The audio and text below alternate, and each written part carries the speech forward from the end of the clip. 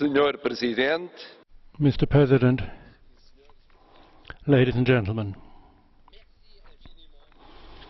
Thank you very much, Mr. President, for the honor that you give me by inviting me to the House of Democracy 1 month after I took up my functions as President of the Portuguese Republic.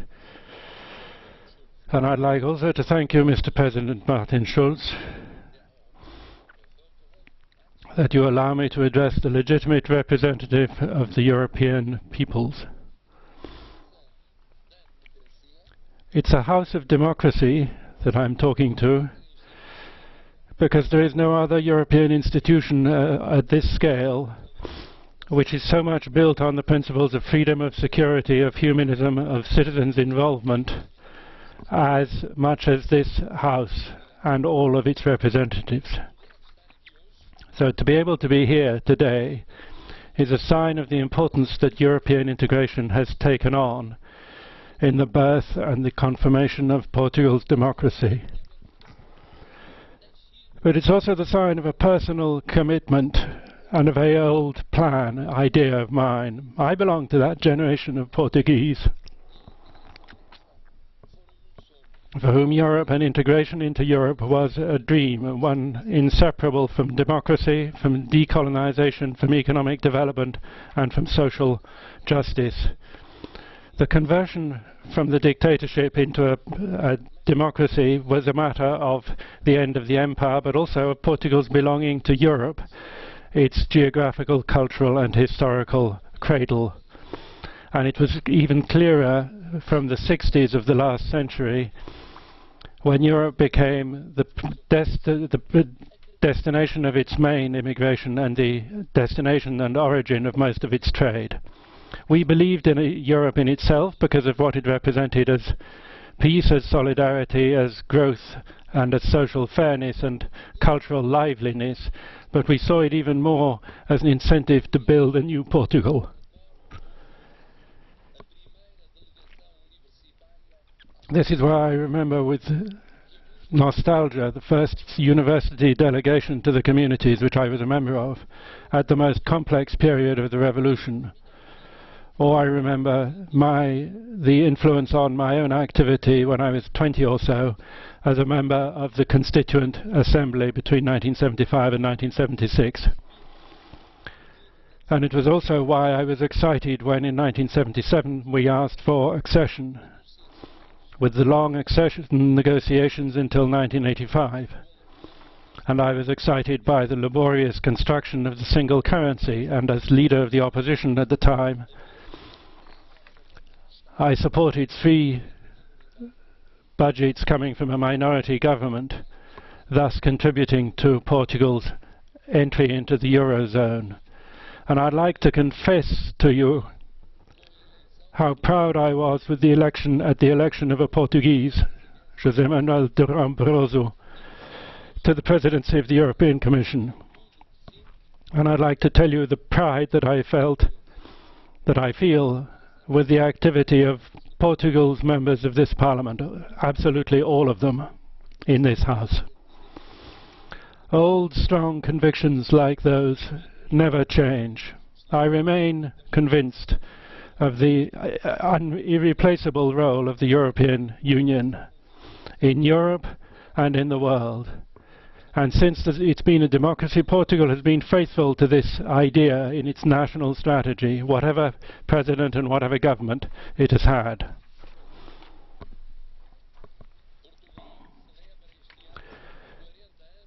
This year, Portugal celebrates 40 years of its constitution, which was the founding charter of freedom and democracy in Portugal. In the consolidation of Portugal's democracy, the European communities played an essential part.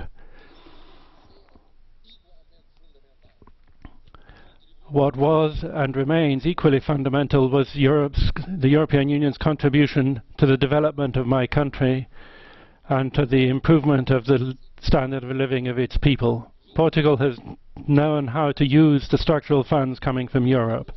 It's modernized its productive fabric, it's trained its labor force, it's built essential infrastructure. But to fall in line with European rules, Portugal was obliged to cover in 12 years the ground that stronger economies took more than 40 to cover.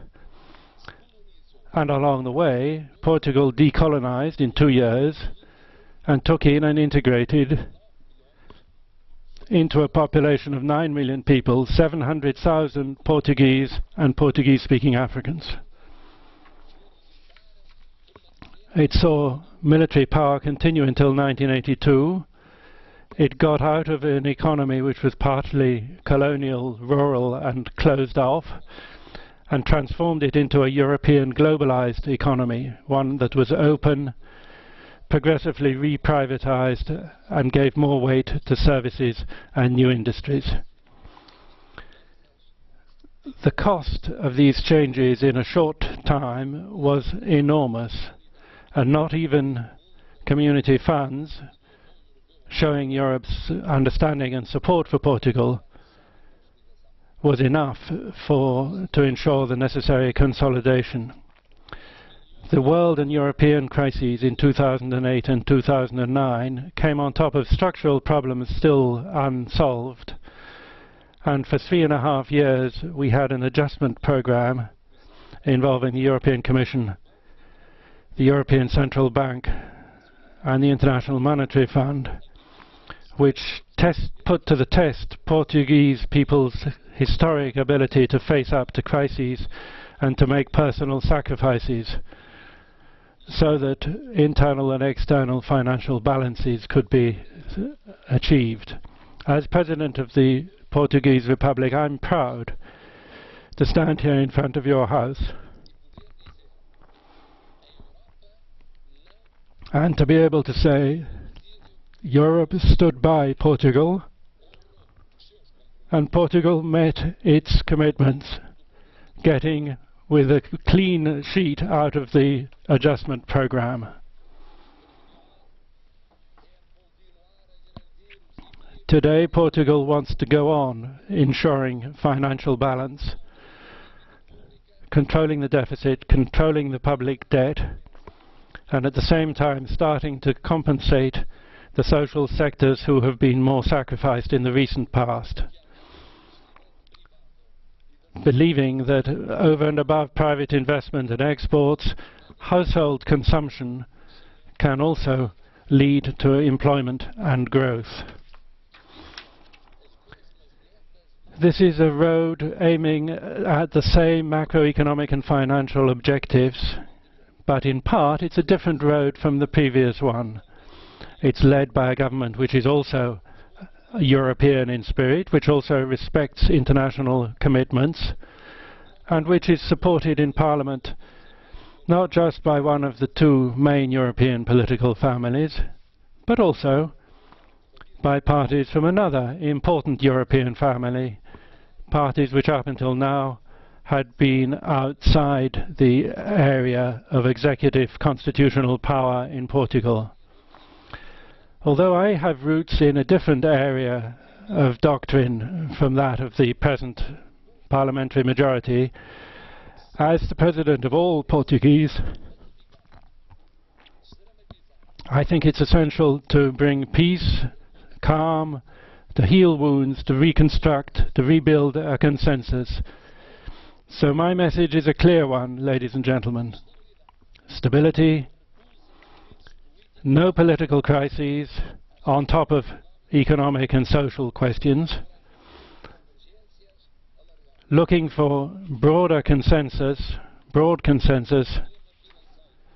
strengthening the financial system, and a recent step in that direction is a good maybe a good signal, and improving administrative and juridical capacity, stepping up the ability of companies and social cohesion. And I sincerely wish success to the demanding task of reconciling financial rigor and social concerns based on growth through the dynamism of the internal market. Mr. President, ladies and gentlemen, I am an incorrigible enthusiast for Europe. The Europe that I dreamt of and dream of, and the great majority, the overwhelming majority of Portuguese dream of, is facing new challenges much more complicated than those it faced in the past. Those are the challenges which tell us that this is not the time to hesitate. Thinking about the future of the Union should breathe new life into a model which allowed Europe in the past to live a period of peace and prosperity unknown in its 1,000-year history. We must continue fighting xenophobia, fighting extreme nationalism, rejecting sterile chauvinism, turning our back on antiquated isolationism.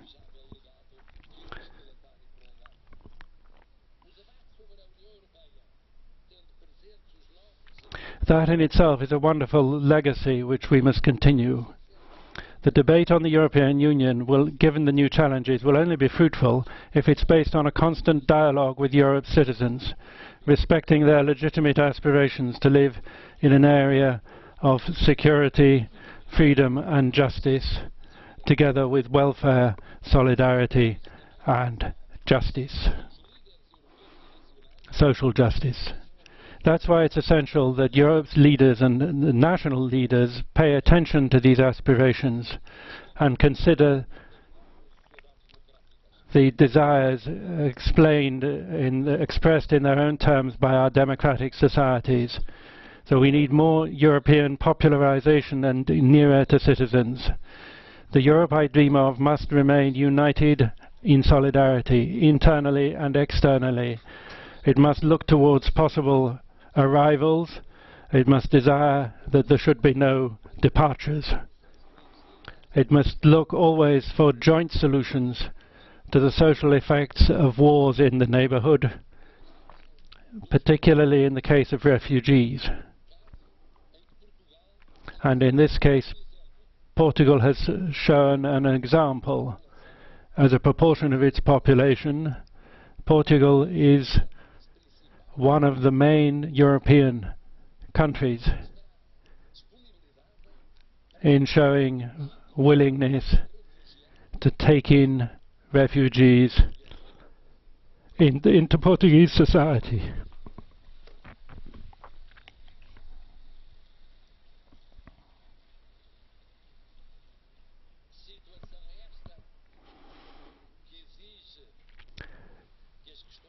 This is a situation which requires that questions of fundamental importance shouldn't be overtaken by short-term emergencies and by insufficient solutions to those. The Europe that I dream of, the one that's triumphed so many times over barbarism and totalitarians, will also overcome the threats of religious fanaticism and terrorism. So we must act in solidarity in these difficult and tragic contexts, which turn into attacks which must be unconditionally condemned. And I'd like to express once again my solidarity with France and Belgium.